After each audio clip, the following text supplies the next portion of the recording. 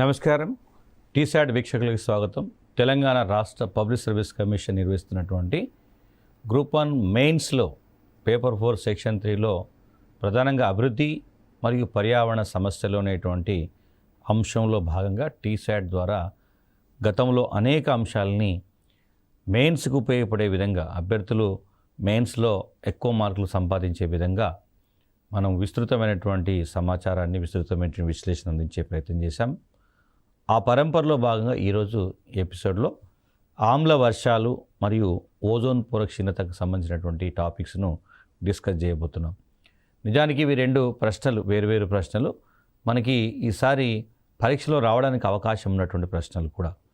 ముఖ్యంగా ఈ వాతావరణ మార్పులు, శీతోష్ణ స్థితిలో కలిగేటువంటి మార్పుల వల్ల కలిగేటువంటి సమస్యల్లో లేదా ప్రభావం ఏ విధంగా ఉందని చెప్పినప్పుడు కూడా ఆమ్ల వర్షాలను మరియు ఓజోన్ పొర క్షీణత గురించి రాయాల్సి ఉంటుంది. అంటే వీటిని డైరెక్ట్గా అడగవచ్చు, లేదంటే ఇండైరెక్ట్గా అడగవచ్చు. డైరెక్ట్గా అడిగేటప్పుడు ఏమంటారంటే ఆమ్ల వర్షాలు అనగానేమి, ఆమ్ల వర్షాలు ఎన్ని రకాలు, ఆమ్ల వర్షాల కారణాలు ఏమిటి, ఆమ్ల వర్షాల నివారణకు చేపట్టాల్సిన చర్యలు ఏమిటి, అదేవిధంగా ఓజోన్ పొర క్షీణతకు గల కారణాలు ఏమిటి, ఓజోన్ పొర క్షీణత వల్ల కలిగేటువంటి నష్టాలు ఏమిటి, ఓజోన్ పొర క్షీణతను కాపాడుకోవడానికి చేయాల్సినటువంటి కార్యక్రమాలు ఏమిటి అనేది విడివిడిగా వచ్చు. అట్లా కాకుండా వాతావరణ మార్పుల వల్ల కలిగేటువంటి పర్యవసనాలను వివరించండి అన్నప్పుడు, కాన్సిక్వెన్సెస్ అన్నప్పుడు ఆమ్ల వర్షాలు, ఓజోన్ పొర క్షీణత అనేది ఒక ప్రధానమైనటువంటి కాన్సిక్వెన్సెస్ అనేక ఉన్నాయి. ఇప్పుడు గతంలో మనం డిస్కస్ చేసాం. వ్యవసాయంలో ఇబ్బందులు ఏర్పడతాయి, సముద్ర తీర ప్రాంతాలు ముంపు గురవుతాయి, అవన్నీ కూడా వాటితో పాటుగా ఆమ్ల వర్షాలు, ఓజోన్ పొర క్షీణత లాంటి సమస్యలు కూడా తలెత్తుతాయి అనేది గుర్తుపెట్టుకోవాలి. సో ఎట్లా చూస్తే ఏమిటి డెఫినేషన్ అడిగినప్పుడు కూడా అభ్యర్థులు గమనించాల్సిన ఒక్కోసారి క్వశ్చన్ ఎలా ఉంటుందంటే ఆమ్ల వర్షం అనగానేమి అన్నప్పుడు దీనికి 2 మార్కులు కేటాయించి ఉంటారు. సో కారణాలు ఏమిటి, దీనికి 3 మార్కులు కేటాయించారు. పరిష్కారాలు ఏమిటి, సో దీనికి 4 మార్కులు కేటాయించారు.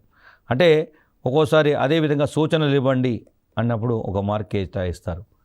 అంటే ఒక్కొక్కసారి మనం 10 మార్కుల క్వశ్చన్ని ఇన్ని బ్రేక్స్ ఉంటాయి. మధ్యలో ఒకవేళ క్వశ్చన్ రాసేటప్పుడు ఒక బ్రేకు, ఒక కామా, ఇట్లా లాస్ట్ వరకు వెళ్ళినప్పుడు వీటికి కూడా మనం మార్కులు కేటాయించారని దృష్టిలో పెట్టుకొని ఆన్సర్ రాసేటప్పుడు అవన్నీ కవర్ చేస్తున్నామా లేదా అనేది చెక్ చేసుకుంటూ వెళ్ళాలి. సో ఆమ్ల వర్షాలు అనగానే మనకు తెలిసిందంత రాయడం కాకుండా క్వశ్చన్లో ఏమడిగాడు, అనగానేమి అన్నాడు అనుకోండి, తప్పనిసరిగా దానికి మార్కులు కేటాయించి ఉంటారు. మనం అనగానేమి అంటే ఇలా దీన్ని అంటారు అని చెప్తేనే మార్కులు పడతాయి. లేకపోతే ఈ 2 మార్కులు తీసేసి ఓన్లీ 8 మార్కులకే కౌంట్ చేస్తారు. అట్లాగే మీరు సరైన సూచనలు ఇవ్వండి అంటే మనం ఆల్రెడీ పరిష్కారాలు చూపి వదిలేసామనుకోండి, ఆ లాస్ట్ మార్క్ కూడా కౌంట్లోకి రాదు. సో అందువల్ల క్వశ్చన్ని ఎన్ని రకాలుగా బ్రేక్ చేశారు, ఎక్కడెక్కడ ఎక్స్పెక్టేషన్ ఎక్కువగా పెట్టారు అనేటువంటి దృష్టిలో పెట్టుకొని మనం ఆన్సర్ రాసే ప్రయత్నం చేయాలి. సో ఇది కేస్ స్టడీ లాగా దీన్ని చూసే ప్రయత్నం చేస్తాం. అదేవిధంగా 200 పదాలు రాయమని చెప్తున్నారు. ఈసారి ఆన్సర్ అంతా కూడా 200 వర్డ్స్లో రాయాలి. సో 200 వర్డ్స్లో వేగంగా రాయాలంటే 10 మినిట్స్లో 10 నిమిషాల్లో 200 వర్డ్స్ రాయడం అంటే చాలా ప్రాక్టీస్ ఉండాలి, కంటెంట్ ఉండాలి, అదేవిధంగా ప్రశ్న అర్థం చేసుకోవాలి, దానికి తగ్గట్టుగా ఆన్సర్ని వేగంగా రాసేటువంటి ప్రయత్నం చేయాలి. సో ఒకసారి కనుక మనం పరిశీలిస్తే ఆమ్ల గుణము ఎక్కువగా ఉన్నటువంటి వర్షాన్ని ఆమ్ల వర్షం అంటారు. సింపుల్గా మామూలు వర్షం అని అందరికీ తెలుసు. సో మామూలు వర్షం అనేది తటస్థంగా ఉంటుంది. సో కాబట్టి ఆ వర్షంలో ఆమ్లగుణం pH విలువ 7 కంటే తక్కువగా ఉంటే వాటిని ఆమ్ల వర్షాలు అంటారు. అంటే వర్షపు నీటి యొక్క మనకి pH విలువ అంటాం. pH విలువ, వర్షపు నీటి యొక్క pH విలువ 5.6 కన్నా తక్కువగా కనుక ఉంటే, వర్షపు నీటి యొక్క pH విలువ 5.6 కన్నా తక్కువగా ఉంటే అలాంటి వర్షాన్ని ఆమ్ల వర్షం అంటారు అని గుర్తుపెట్టుకోవాలి. అంటే pH మనకి 2 రకాలుగా 7 నుంచి ఎబో 7 బిలో అని చూస్తాం. ఇవి క్షారాలు, ఇవి ఆమ్లాలు అని తెలుసు కదా. కాబట్టి ఆ పరంపరలో మనం 5.6 కంటే తక్కువగా ఉన్నటువంటిదంతా. సో ఏముంటుంది ఆమ్ల వర్షాల్లో? ప్రధానంగా సల్ఫ్యూరిక్ ఆమ్లం, H2SO4 అనేది ప్రధానమైనటువంటి ఆమ్లంగా ఉంటుంది. అదేవిధంగా నత్రిక ఆమ్లం. సో ఈ 2 రకాల ఆమ్లాలే ప్రధానంగా ఉంటాయని గుర్తుపెట్టుకోవాలి. సో అదేవిధంగా మనకి ఈ pH విలువ కనుక 4.5 నుండి 5.6 వరకు కలిగి ఉంటే వాటిని సాధారణ ఆమ్ల వర్షాలు అంటారు. సో నార్మల్గా ఉండేటువంటి ఆమ్ల వర్షాలు అని చెప్తాం. ఈ రకమైన ఆమ్ల వర్షాలు మొత్తం ఆమ్ల వర్షాల్లో దాదాపు 97% ఉంటాయి. అంటే ఎక్కువగా కురిసేటువంటి ఆమ్ల వర్షాలు సాధారణ రకాలకు సంబంధించినటువంటి ఆమ్ల వర్షాలే. అందువల్ల కొంతవరకు మనం సేఫ్ ఉన్నాం.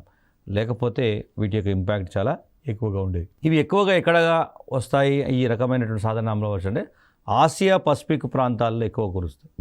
అట్లాగే మనకి ఈ pH విలువ 2 నుండి 4.5 వరకు ఉన్నటువంటి ఆమ్ల వర్షాలను గాఢత గల ఆమ్ల వర్షాలు అంటారు.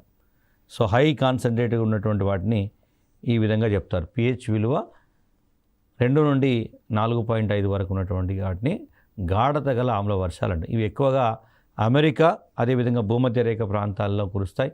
అట్లాగే ఈ pH విలువ మనకి 1 నుండి 2 వరకు ఉన్నటువంటి ఆమ్ల వర్షాలను అధిక గాఢత గల ఆమ్ల వర్షాలు అని పిలుస్తారు.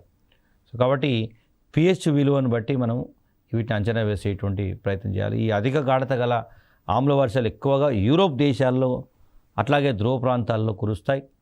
ఈ ప్రధానంగా ఎందుకు కురుస్తాయంటే శిలాజ ఇంధనాల యొక్క దహనం, పరిశ్రమలు, అట్లాగే థర్మల్ విద్యుత్ కేంద్రాల నుండి, అదేవిధంగా వాహనాల నుండి విడుదలయ్యేటువంటి నైట్రోజన్ యొక్క ఆక్సైడ్లు, అట్లాగే సల్ఫర్ యొక్క ఆక్సైడ్లు. సో ఈ 2 రకాల ఆక్సైడ్స్ అవి వాతావరణంలో ఉండేటువంటి నీటి ఆవిరితో చర్య జరిపి రసాయన చర్య జరపడం వల్ల మనకి నత్రిక ఆమ్లము, అదేవిధంగా సల్ఫ్యూరిక్ ఆమ్లం లాంటి ఆమ్లాలు ఏర్పడి వాతావరణంలో మేఘాల రూపంలో నిక్షేప్తమై ఉంటాయి.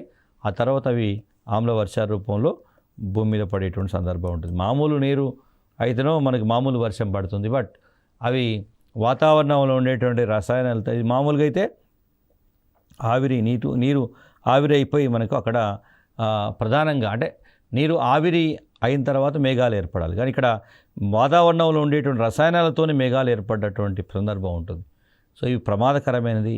సో ఇవి కూడా వర్షాలుగా కురుస్తాయి. సో ఇలాంటి వాటిని ఏమంటారంటే తడి ఆమ్ల వర్షాలు అంటారు.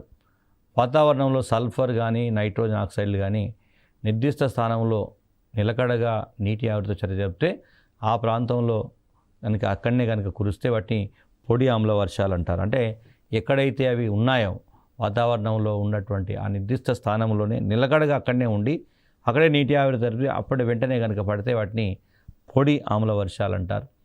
సో వీటి యొక్క ఇంపాక్ట్ ఎట్లా ఉంటుంది, ఈ ఆమ్ల వర్షాల యొక్క ప్రభావం కనుక చూస్తే అవి ఒకవేళ కనుక జీవులపై పడితే, మామూలు వర్షం పడితే మనకి నీళ్లు మాత్రమే మనుషుల మీద పడతాయి. బట్ ఆమ్ల వర్షాలు పడ్డప్పుడు అవి అధిక గాఢతతో ఉన్నటువంటి ఆమ్ల వర్షాలు కనుక పడితే మరింత ప్రమాదకరం.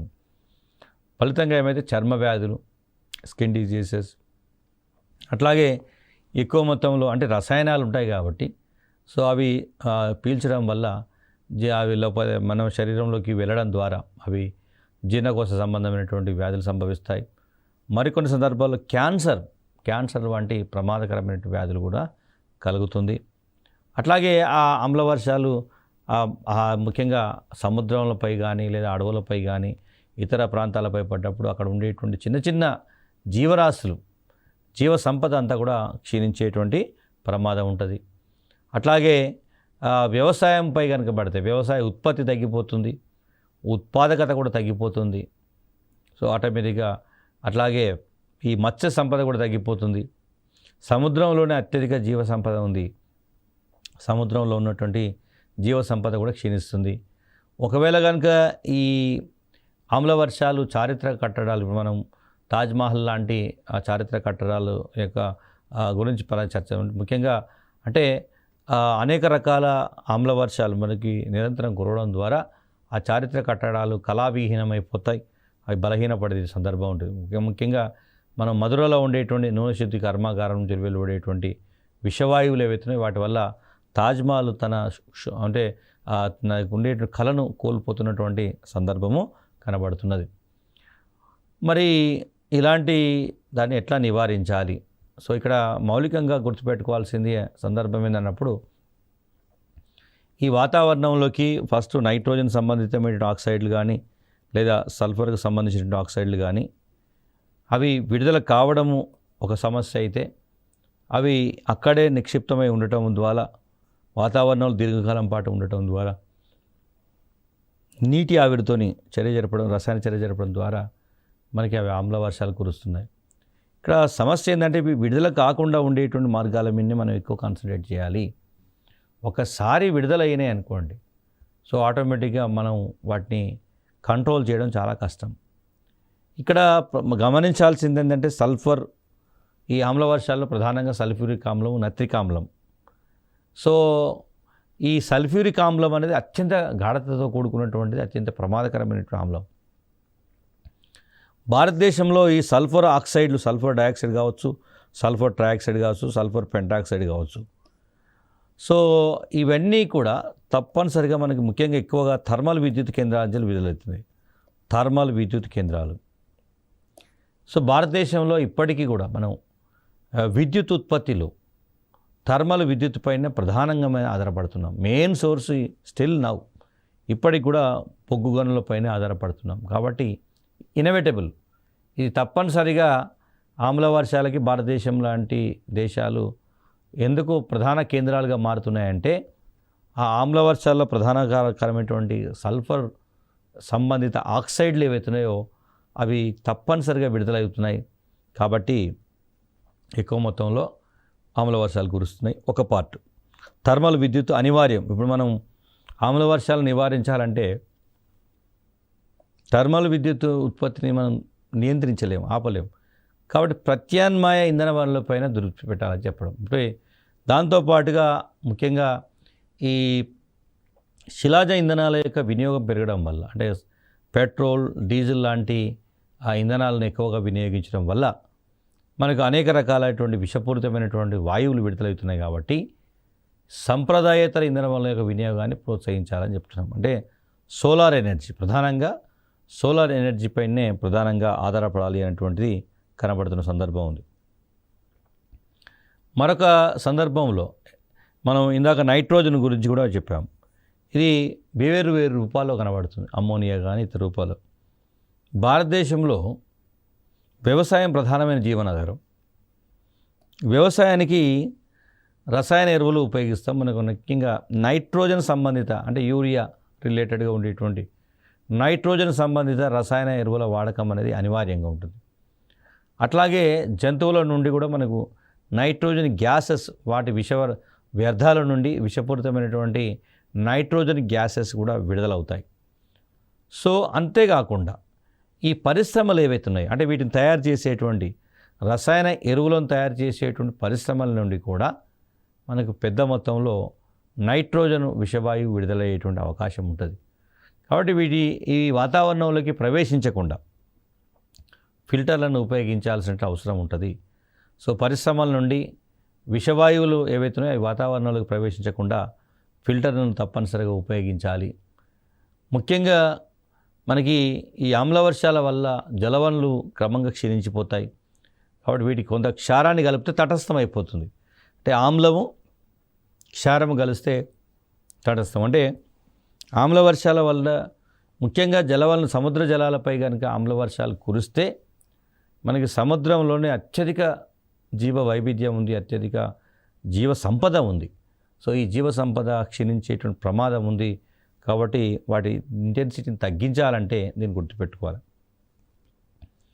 మరొక సందర్భంలో ఈ నూనె శుద్ధి కర్మాగారాల నుండి మనకు ప్రమాదకరమైనటువంటి పరిశ్రమల నుండి వ్యర్థాలు విడుదలవుతున్నాయి.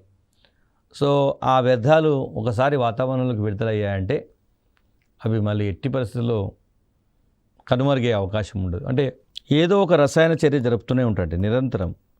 అవి ఏదో ఒక వాయువుతో కానీ, లేదు అంటే వాతావరణంలో ఎప్పుడు కూడా మనకి నీటి ఆవిరి ఎప్పుడు ఉంటుంది.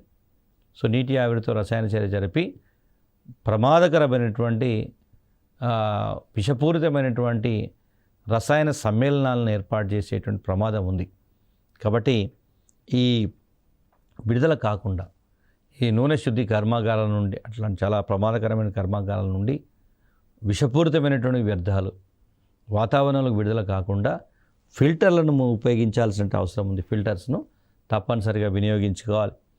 అట్లాగే ముఖ్యంగా ఇప్పుడు ఇంధనాల యొక్క వినియోగము తప్పనిసరి అయినప్పుడు దానివల్ల తప్పనిసరిగా అంటే ఈ సంక్షోభం అది అంటే మనకు ఆమ్ల వర్షాలకు కారణమైతే సందర్భం ఉన్నందువల్ల సో ఈ శిలాజ ఇంధనాల ప్లేస్లో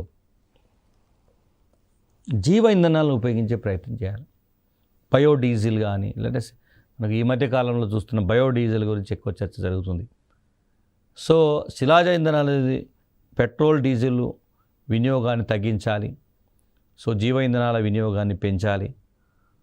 అదేవిధంగా ఓవరాల్గా చూస్తే ఇప్పుడు మనకు జరుగుతున్నటువంటి నష్టం ఏమిటి, ఈ ఆమ్ల వర్షాలు ఎందుకు కురుస్తున్నాయి అన్నప్పుడు ఇక్కడ జరుగుతున్నటువంటి ఒకే ఒక నష్టం ఏంటంటే ఇప్పుడున్నటువంటి జనాభా, ఇప్పుడున్నటువంటి దేశాలు, ఇప్పుడు సమాజం ఏమంటుందంటే తాము మాత్రం ఆనందంగా జీవించేసి ఇక్కడ ఉండేటువంటి వనరులన్నీ కూడా తమ యొక్క విలాసవంతమైన జీవితం కోసం ఉపయోగించుకుంటే అది ఆ జీవితం అనేది ధన్యమైన జీవితం అని ఒక అపోహతో ఉన్నారు. కానీ రాబోయే రోజులలో ఈ ఉన్న వనరులు మొత్తాన్ని వినియోగించుకోవడం ఒక సమస్య, అట్లాగే కాలుష్యాన్ని వాతావరణంలోకి పంపడం ఒక సమస్య. ఫలితంగా వనరులు అంతరించిపోతాయి, పర్యావరణం సంక్షోభం పడుతుంది, భవిష్యత్ తరాల మనుగడ ప్రశ్నార్థకంగా మారుతుంది. అది గుర్తుపెట్టుకోవాలి. సో దీంట్లో భాగంగానే ఐక్యరాజ్య సమితి ఏం చేసిందంటే సుస్థిరాభివృద్ధి అనేటువంటి ప్రక్రియకు శ్రీకారం చుట్టింది. ప్రత్యేకంగా కొన్ని లక్ష్యాలు నిర్ణయించుకున్నారు.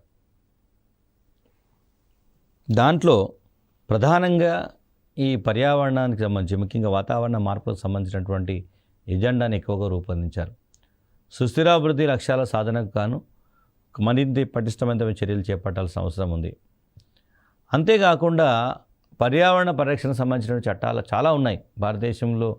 అదేవిధంగా ప్రపంచవ్యాప్తంగా దాదాపు అన్ని దేశాలు కూడా పర్యావరణాన్ని పరిరక్షించడానికి సంబంధించి ప్రత్యేకమైన చట్టాలను రూపొందించారు. బట్ వాటి అమలు ఆశించిన స్థాయిలో లేకపోవడం వల్ల కొంత మనం ప్రగతి సాధించలేకపోతున్నాం. కాబట్టి తప్పనిసరిగా వాటిని సమర్థవంతంగా అమలు చేయాలి. అంతేకాకుండా ప్రధానంగా ఇక్కడ మిస్ అవుతున్న సమస్యదే ప్రజల భాగస్వామ్యం కూడా ఇంపార్టెంట్. ఏ కార్యక్రమం విజయవంతం కావాలన్నా, ఏ సమస్య పరిష్కారం కావాలన్నా ప్రజల యొక్క భాగస్వామ్యం అనివార్యం, ఇన్నోవేటబుల్. కాబట్టి పర్యావరణ పరిరక్షణలో కూడా ప్రజలను భాగస్వామ్యం చేయాల్సినటువంటి అవసరం ఎంతైనా ఉందని గుర్తుపెట్టుకోవాలి. ఇది ఒక పార్ట్. మనం రాయాల్సినటువంటి దాంట్లో ఆమ్ల వర్షాల గురించి రాస్తాం. తర్వాత రెండో క్వశ్చన్ అడిగినప్పుడు అంటే ఇది సపరేట్ క్వశ్చన్గా చూస్తే ఓజోన్ పొర క్షీణత గల కారణాలు ఏమిటి, లేదా ఓజోన్ పొర క్షీణత వల్ల కలిగేటువంటి పర్యవసనాలు కాన్సిక్వెన్సెస్ ఏమిటి అనేది కూడా రెండో క్వశ్చన్ అడగవచ్చు. మనం రెండు క్వశ్చన్ చూస్తున్నాం. ఒకటి ఆమ్ల వర్షాలకు సంబంధించిన క్వశ్చన్ చూసాం ఎన్ని రకాలుగా, అట్లాగే ఓజోన్ పొరకు సంబంధించినటువంటి క్వశ్చన్ కూడా సపరేట్ కనుక చూస్తే ప్రధానంగా ఓజోన్ పొర మనకి సహజమైనటువంటి నిర్మాణమే, బట్ అది క్షీణించడం వల్ల కలిగేటువంటి పర్యవసనాలు ఏమిటి, ఎట్లా అడుగుతారు క్వశ్చన్స్ చేయడం అడుగుతారు. వాతావరణంలో ఓజోన్ పొర క్షీణించడం వల్ల కలిగేటువంటి నష్టాలు ఏమిటి, లేదా ఓజోన్ పొర క్షీణత కారణమైనటువంటి కారకాలు ఏమిటి, లేదా ఓజోన్ పొర పరిరక్షణకు సంబంధించి జరుగుతున్నటువంటి ప్రయత్నాలు ఏమిటని మనకి వివిధ రకాల క్వశ్చన్ అడగడానికి అవకాశం ఉంది. సో నిజానికి వాతావరణాన్ని కనుక మనం తీసుకుంటే వాతావరణం యొక్క పై పొరలో ముఖ్యంగా స్ట్రాటోస్పియర్లో ఉండేటువంటి ఈ ఓజోన్ వాయువు ఏదైతుందో ఇది కాస్మిక్ రేస్ లేదా అల్ట్రావైలెట్ రేస్ ప్రమాదకరమైనటువంటి కిరణాలు భూమిని చేరకుండా నియంత్రించేయటం ఒక రక్షణ కవచంగా ఉంటుంది మనకు. సో విశ్వం నుండి భూమికి చేరే ప్రమాదకరమైనటువంటి కిరణాలను ఈ ఓజోన్ పొర, ఓజోన్ వాయువు అడ్డుకుంటుంది. ముఖ్యంగా ఎస్పెషల్లీ అల్ట్రావైలెట్ రేస్, యూవీ కిరణాలు, అతి నీళ్ళలో కిరణాలు భూమిని చేరకుండా అడ్డుకునేటువంటి ప్రధానమైన పొర ఓజోన్ పొర. సో ముఖ్యంగా ఈ ట్రోపోస్ఫియర్లో జీవరాశులు జీవిస్తున్నాయి, వాటికి పూర్తి రక్షణ ఇది కల్పించగలుగుతుంది. మరి ఎందుకు ఈ ఓజోన్ ఇలా చేయాలి, ఇది ఎందుకు బలహీనపడుతుంది, ఎందుకు రంధ్రాలు ఏర్పడుతున్నాయి, ఓజోన్ పొర ఎందుకు క్షీణిస్తుంది అనే విషయాన్ని కనుక పరిశీలిస్తే మనం ఇంతకుముందు కూడా డిస్కస్ చేశాం. సో మానవ జీవన విధానమే ప్రధానమైన కారణంగా చెప్పాలి. మానవ జీవన విధానములో ప్రధానమైన అంశం ఏంటంటే విలాసవంతమైనటువంటి వస్తు వినియోగం పెరిగిపోవడం, ముఖ్యంగా వ్యక్తిగతవాదము. సో భవిష్యత్తు సమాజాల గురించి పెద్దగా ఆలోచించని విధంగా వారి వ్యక్తిగత జీవితమే ముఖ్యం అనుకునేటువంటి సమాజంలో ఎక్కువ మంది భావిస్తున్న సందర్భాల్లో కొన్ని ఎక్కువ ఎస్పెషల్లీ టెక్నాలజీ పెరిగింది కాబట్టి, ఆధునిక సాంకేతిక పెరిగింది కాబట్టి అనేక రకాల ఉత్పత్తులు మార్కెట్లోకి వస్తున్నాయి. కాబట్టి వాటిని వినియోగించుకొని లగ్జరియస్ లైఫ్ను గడపాలనే ఆలోచన వల్ల కూడా మనకి విషపూరితమైనటువంటి వాయువులు విడుదలై ఓజోన్ను క్షీణింపజేస్తున్నటువంటి సందర్భం ఉంది. దాంట్లో రిఫ్రిజిరేటర్స్, ఎయిర్ కండిషనర్స్ కానీ, సో ఇవన్నీ కూడా వాటి నుంచి ఏరోజాల్స్ వంటి వాటి వినియోగం వల్ల కూడా వాతావరణంలోకి క్లోరోఫ్లోరోకార్బన్స్ అంటాం. క్లోరోఫ్లోరోకార్బన్ సిఎఫ్సిస్ అంటారు. ఈ క్లోరోఫ్లోరోకార్బన్లు ఎక్కువ మొత్తంలో విడుదలై అవి ఓజోన్ పొరతో రసాయన చర్య జరిపి ఓజోన్ పొరను క్రమంగా క్షీణింపజేయడం ద్వారా ఓజోన్ పొరకు రంధ్రం ఏర్పడడం జరుగుతుంది. ఈ క్లోరోఫ్లోరోకార్బన్లో క్లోరిన్ కనుక చూస్తే ఇది హైలీ యాక్టివ్ ఎలిమెంట్గా చూస్తాం. అత్యంత క్రియాశీల మూలకం కాబట్టి ఇది వాతావరణంలో ఒకసారి విడుదలైతే ఇంపాక్ట్ దాదాపు 200 years వరకు ఉంటుంది. సో ఒకసారి క్లోరిన్ ఫ్రీ రాడికల్ కనుక ఒకసారి వాతావరణంలోకి విడుదలైతే ఇది స్ట్రాటోస్పియర్లో ఉండేటువంటి ఓజోన్ను క్రమంగా క్షీణింపజేస్తుంది. అంటే దీని లైఫ్ స్పాన్ దాదాపు 200 years అంటున్నాం. సో అంటే ఒకసారి విడుదలైందంటే ఇక అది ఎట్టి పరిస్థితుల్లో కూడా ఎప్పటికీ అలాగే ఉండిపోతుంది. ఆ ఓజోన్ మరింత క్షీణింపజేస్తుంది తప్ప వేరే. అట్లాగే మనకి మరికొన్ని రకాలైనటువంటి వాయువులకు సంబంధిస్తే పరిశ్రమల నుండి కానీ లేదా ఎరువుల కర్మాగారాల నుండి నైట్రోజన్ ఆక్సైడ్ లేదా నైట్రస్ ఆక్సైడ్ ఎక్కువగా విడుదలవుతుంది. నైట్రస్ ఆక్సైడ్ N2O అంటాం.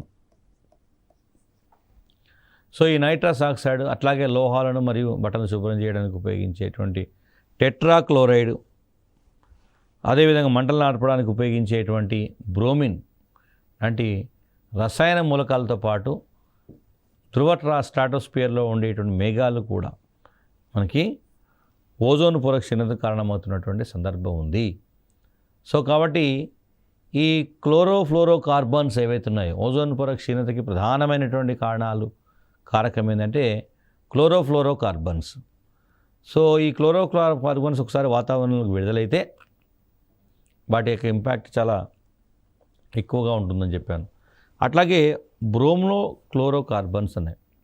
క్లోరోఫ్లోరోకార్బన్స్తో పాటుగా బ్రోమోక్లోరోకార్బన్స్ లాంటి ఈ అత్యంత ప్రమాదకరమైన విషవాయువులు ఏవైతున్నాయో ఇవి ఓజోన్ పొర క్షీణించడానికి ప్రధానమైనటువంటి కారకాలుగా పనిచేస్తున్నటువంటి సందర్భం ఉంది.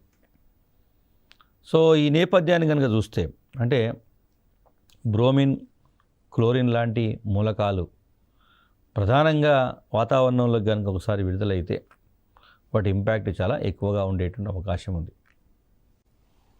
ఎట్లా ప్రభావం ఉంటుంది అని కనుక చూస్తే,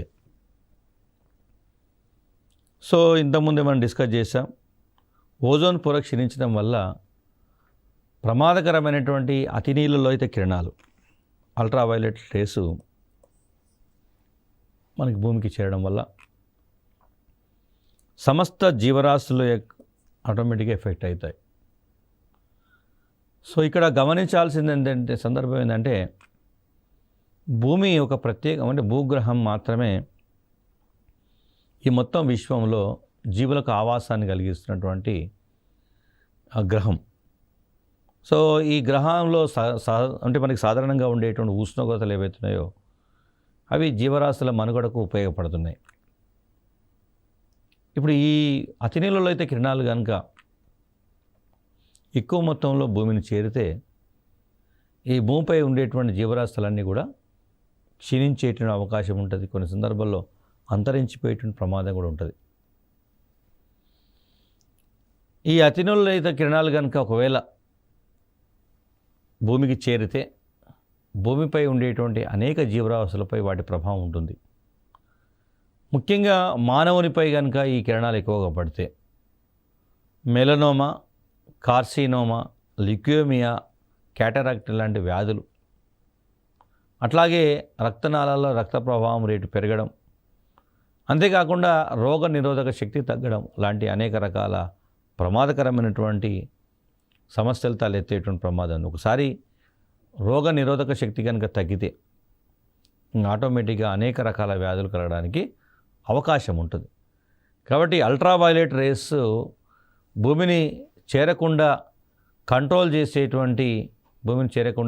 చేసేటువంటి ఓజోన్ పొర కనుక క్షీణిస్తే భవిష్యత్తులో మానవ సమాజాల మనుగడ అనేది ప్రశ్నార్థకంగా పడుతుంది.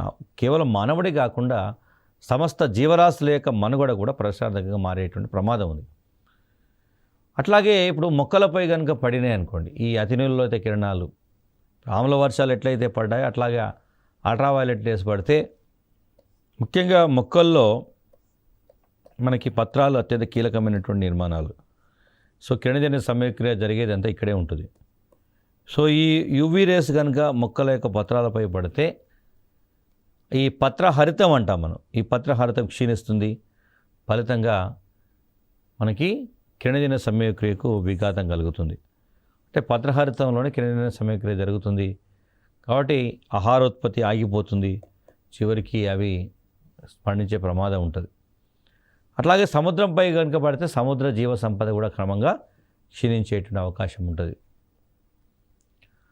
ఇది ఒక పార్ట్గా చూస్తే, మరొక అంశాన్ని కనుక చూస్తే అంటే కేవలం జీవులపైన మాత్రమే ఉంటుందా అంటే జీవులతో పాటు సహజమైన వాతావరణాన్ని కూడా యూవీ రేస్ ప్రభావితం చేస్తాయి. ఎందుకంటే ఇవి అత్యధిక సామర్థ్యాన్ని కలిగి ఉంటాయి కాబట్టి. సో వీటి యొక్క ఇంపాక్ట్ చాలా ఎక్కువగా ఉంటుంది. ముఖ్యంగా ఈ యూవీ రేస్ కనుక భూమిని చేరితే భూమి యొక్క సగటు ఉష్ణోగ్రత, యావరేజ్ టెంపరేచర్ ఏదైతేనో అది క్రమంగా పెరిగి గ్లోబల్ వార్మింగ్ అనేటువంటి ఇప్పుడు సంక్షోభం మనం ప్రధానంగా చర్చిస్తున్నాం. సో గ్లోబల్ వార్మింగ్ సమస్య తలెత్తవచ్చు. అంతేకాకుండా ఒకసారి గ్లోబల్ వార్మింగ్ తలెత్తింది, సో ఫలితంగా ఏమవుతుంది, అక్కడ ఉండేటువంటి ఆ దేశంలో కానీ ఆ ప్రాంతంలో ఉండేటువంటి ఆ ప్రాంతాల్లో హీట్ పెరుగుతుంది.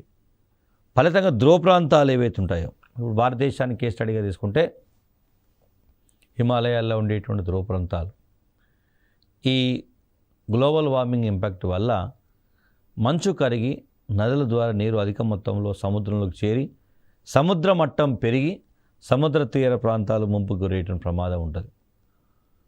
అందువల్ల ఓజోన్ పొర క్షీణతను తప్పనిసరిగా మనం నివారించుకోవాల్సినటువంటి అవసరం ఉంది అని గుర్తుపెట్టుకోవాలి. నివారణ చర్యలు కనుక చూస్తే, సో 1976లో ఓజోన్ పొర సంరక్షణ సంబంధించి ఒక ఐక్యరాజ్య సమితి ప్రత్యేకమైనటువంటి పర్యావరణ పరిరక్షణ కార్యక్రమాన్ని ప్రారంభించిన సందర్భం ఉంది. సో ఐక్యరాజ్య సమితి పాత్ర చాలా ఎక్కువగా ఉంటుంది. పర్యావరణ పరిరక్షణలో ఐక్యరాజ్య సమితి పాత్ర చాలా ఎక్కువగా కనబడుతున్న సందర్భాన్ని గుర్తు. అట్లాగే ఒక ప్రత్యేకమైన కన్వెన్షన్ కూడా నిర్వహించారు 1985లో, వియన్నా కన్వెన్షన్. సో ఈ కన్వెన్షన్ ప్రధానమైనటువంటి ఉద్దేశం కూడా ఓజోన్ పొర పరిరక్షణ సంబంధించి ప్రత్యేక కొన్ని తీర్మానాలు చేయడం జరిగింది. దాంట్లో భారతదేశం కూడా భాగస్వామిగా ఉండటం అనేది కుదురు. అట్లాగే మాంట్రియల్ ప్రోటోకాల్ 1987లో రూపొందించినటువంటి ప్రోటోకాల్ మాంట్రియల్ ప్రోటోకాల్ అంటాం. సో ఓజోన్ పొర ఏదైతే ఉందో అది క్షీణతకు ప్రధానమైనటువంటి కారణమైంది క్లోరోఫ్లోరో కార్బన్లు అని చెప్పాం. సో ఈ మాంట్రియల్ ప్రోటోకాల్లో క్లోరోఫ్లోరో కార్బన్ల వినియోగాన్ని 2000 సంవత్సరం నాటికి నిలిపివేయాలని తీర్మానించారు. సో స్టాప్ చేయాలి అనేటువంటిది ఇలా ప్రధానమైన అంశం. బట్ ఇది జరగలేదు కాబట్టి సో మనకి ఇండైరెక్ట్గా క్లోరోఫ్లోరో కార్బన్లు వాతావరణంలోకి విడుదలవుతున్న సందర్భమే ఉంది. అట్లాగే ప్రపంచానికి సంబంధించి ముఖ్యంగా మనము ఈ మాంట్రియల్ ప్రోటోకాల్ 1987 సెప్టెంబర్ 16న ఒక ప్రత్యేకమైన తీర్మానం చేసినందువల్ల ప్రపంచ వాతావరణ సంస్థ సెప్టెంబర్ 16ను ఓజోన్ పొర పరిరక్షణ అంతర్జాతీయ దినోత్సవంగా జరుపుకుంటున్నది. సో ఇండైరెక్ట్గా మనము ప్రతి సంవత్సరం ఓజోన్ పొరను రక్షించడం కోసం ప్రత్యేకమైన చర్యలు చేపడుతున్నాం. డైరెక్ట్గా ప్రభుత్వం ప్రత్యేకమైనటువంటి కార్యక్రమాలను రూపొందించే ప్రయత్నం చేసి సో ఈవెన్ భారతదేశం కూడా ఈ ఒప్పందంలో ఒక భాగస్వామి కావడం వల్ల సో ఓజోన్ పొర పరిరక్షణకు సంబంధించి ప్రభుత్వం కూడా ప్రత్యేక చర్య జరుగుతుంది. సో దానికోసం ఏం చేస్తున్నారు అంటే ఈ క్లోరోఫ్లోరో కార్బన్స్ ప్రధానమైన అంశం ఏంటంటే క్లోరోఫ్లోరో కార్బన్ల నియంత్రణ కాబట్టి సో దానికి నియంత్రించడమే కాకుండా ప్రత్యామ్నాయ సాంకేతిక పరిజ్ఞానాన్ని ఆల్టర్నేటివ్ టెక్నాలజీని కూడా తృతీయ ప్రపంచ దేశాలకి వెనుకబడిన దేశాలకి అందజేయాలని 1992లో లండన్లో జరిగినటువంటి అంతర్జాతీయ పర్యావరణ సదస్సులో తీర్మానించిన సందర్భం ఉంది.